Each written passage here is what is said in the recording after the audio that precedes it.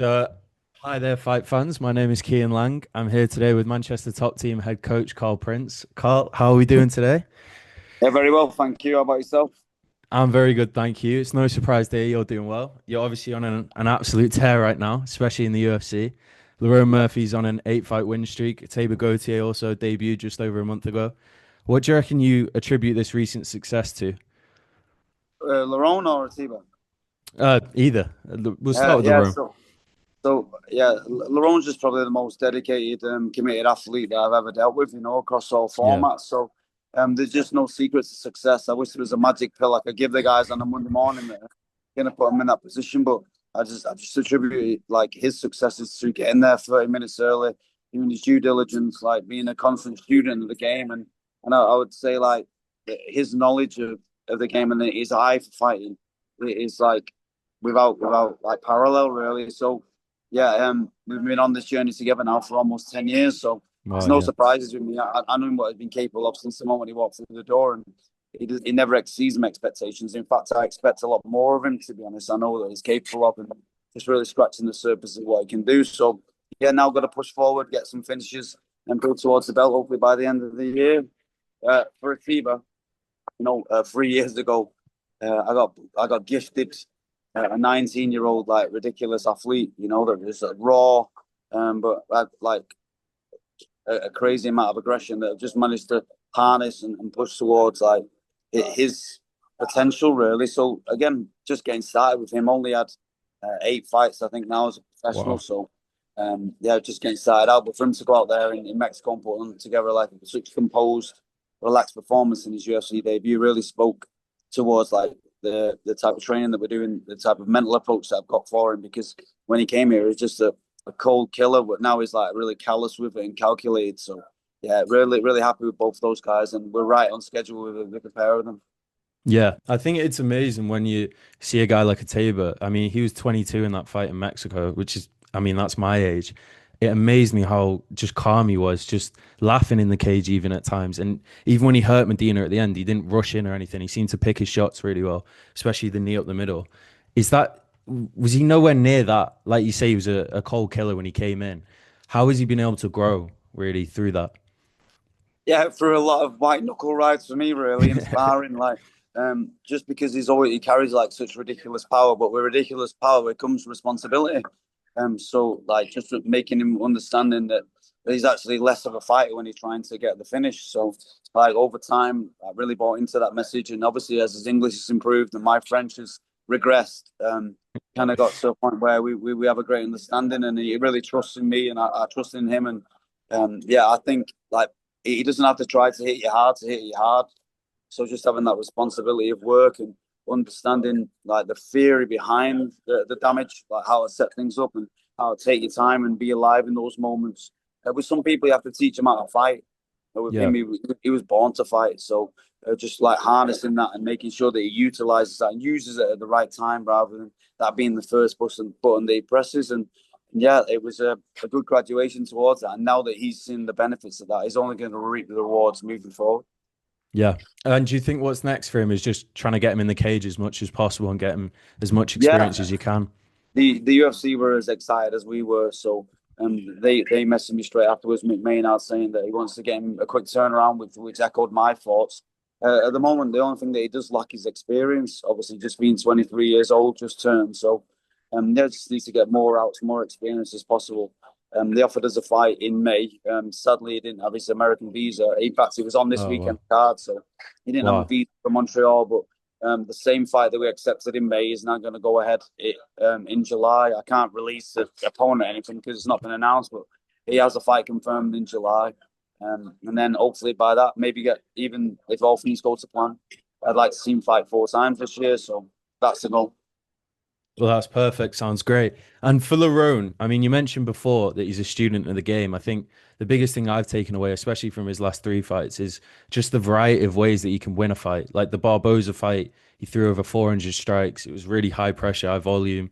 Then the Danige fight, he gets knocked down and comes back and fights like a bit more of a dog and just really biting down on the mouth guard. And then the Josh Emmett fight was just incredible technical performance. I mean, his footwork just blew me away in that fight. how pleasing is it for you as a coach to have a fighter who can go in there and even on his maybe not his best night, he can adjust and adapt and go out there and win? I'll be honest with you, he's not had his best night yet. Like Really, yeah. he does have such a diverse skill set, and like you said, he can win a fight in many ways. He's won fights on the floor, he's won fight by elbow, stoppage on the ground. Obviously, no submissions yet, and not as many stoppages as we'd like. But like he had a penchant at the start to try and like finish fights and everything like that. So we really pulled that back a little bit. But now our emphasis is on like utilizing all the skills he's developed. We kind of get the two camps back to back against power punchers. Obviously, he gave more of a threat with the left hand and Emmett a threat with the right hand, but the process was the same. Obviously, Ige scoring that knockdown and us chasing the fight resulted in that type of performance. But yeah, he's so diverse in his ways and his skill set, and that's such a massive rate to win. That's what champions are, aren't they? Yeah. If you've only got one route to victory, you're going to get found out at the highest level. So yeah, and his footwork has always been the key. We've had a lot more understanding with like his back foot position, so he's in a better shape and not losing his balance and things like that. Just on the technical side of it, obviously you saw like the elbows that we've been developing over the course of the last 12 months come out in the last fight, and maybe even scratched upon it in the Barboza fight. So yeah, back in. We just had a session this morning, so adding a few more tools to the game as well. And yeah, he just he has a vision of himself that sometimes he wants to be perfect. And if it's not perfect, sometimes he gets on his own case, and that's why he's not really had the results and the performances that I know that he's capable of. Like sports only ever 7 out of 10, and that's Yeah. football. Let alone someone that's fighting and trying to beat you back. So yeah, just being more free and loose in there. And once he gets into his flow, like he kind of did in Barboza from round probably 4 and 5, and then you can really see what he's truly capable of. So yeah, against Emmett, you've got to check your P's and Q's. He's got one direct route to victory, isn't it? So Yeah. I was happy that he stayed switched on for 25 minutes and hopefully get a good opponent now that's going to open up the full cross spectrum of MMA. Like being defensively sound, which is something that we worked on before the Ige fight. That came out more in the Emmett fight. Now we've got to use those defenses in order to create offense and get those finishes. So that's what we're working towards. We're probably 1 or 2 fights away from being the best in the world, and that's where we're going to get to. Yeah. And on that next fight, is there an opponent in particular that you'd like? You've seen like Ortega, Yair Rodriguez, Gene Silva, Arnold Allen. Is there one in particular? Or is it just whoever he gets, you're happy to take on? Yeah, we just need a dance partner, really. The dance floor is pretty sparse, to be fair. Obviously, I think Volkanovski says he wants a quick turnaround, whether they want him Yeah. to fight Evloev or us to fight Evloev. We're happy and comfortable with that fight. Gene Silver, obviously a new guy in the race. Happy to take that fight. Ortega would be a great matchup for us. Happy to take that fight. I think Rodriguez is probably going to fight against Lopez. And those are the two other guys that are above us in the rankings. Then you've got Sterling, maybe, who's just beneath us, and Silver that are just beneath us in the rankings. So, yeah, we're ready to fight. We've put our hat in the ring that we're ready to go from July. So just patiently or impatiently waiting for an email from Sean Shelby with a go-ahead. But whoever they put on there is food to us, and we're ready to take on whoever they put in front of us and build towards the fight with Volkanovski. Hopefully, I get a message to find Volkanovski in Perth. I would love that, but we'll see. And just one final question from me. Thank you so much for your time today.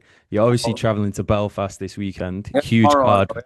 tomorrow. Yeah, Yeah, I got back tomorrow. from Florida on Saturday morning. Had the show on Saturday. Wow. Spent some time with the family yesterday, and then go to Belfast tomorrow. Life of an M&A coach. Yeah.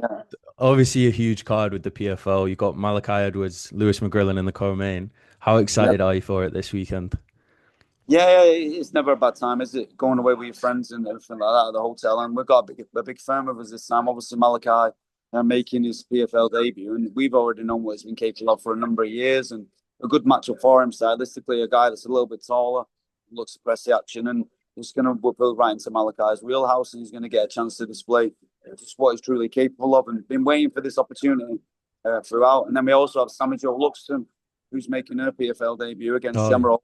A good fight, a good stylistic matchup, a grappler versus a striker. So, yeah, we all know what she's capable of as well, and that they're in for a treat with her. She's non-stop action, throws combination punches, looks to finish the fight, and like she has what a lot of female fighters don't have, that real killer instinct where she's looking to stop her opponent, her opponent from the first bell. So, real exciting prospects for her. And then obviously, yeah, the McGrillen show again, and then a good opponent. We like Alan Philpott. He's a good friend of ours. Historically, he's trained with us and everything like that. But that's all out of the window this week. And yeah, McGrath's going to do what he does. He's going to create a show before. He's going to bring the show during and create a show afterwards. So, like, he's made some such big leaps and bounds in his Yeah. training past forever, really. So, like, he's going to continue to put his game together on Saturday night. Well, thank you so much for your time today. I hope to see all three of those guys get their hands raised this weekend, and hope to speak to you again soon. Thank you very much. Thank you. Thanks for the support, mate. All the best, mate. Yeah? Thanks very much, and you. Thank you.